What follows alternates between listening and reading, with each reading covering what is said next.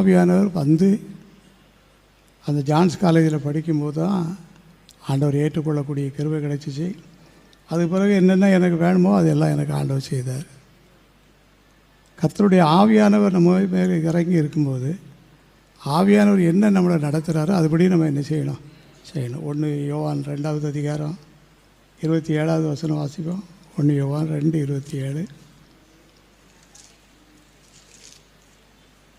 1 யோவான், நீங்கள் அவராலே பெற்ற அபிஷேகம் உங்களில் நிலைத்திருக்கிறது, ஒருவரும் உங்களுக்கு போதிக்க வேண்டுவதில்லை. அந்த அபிஷேகம் சகலத்தையும் குறித்து உங்களுக்கு போதிக்கிறது. அது சத்தியமாக இருக்கிறது, பொய்யல்ல. அவர் உங்களுக்கு போதித்தபடியே அவரிலே நிலைத்திருப்பீர்கள். அப்போ அந்த 69-70 அந்த வருஷத்தில்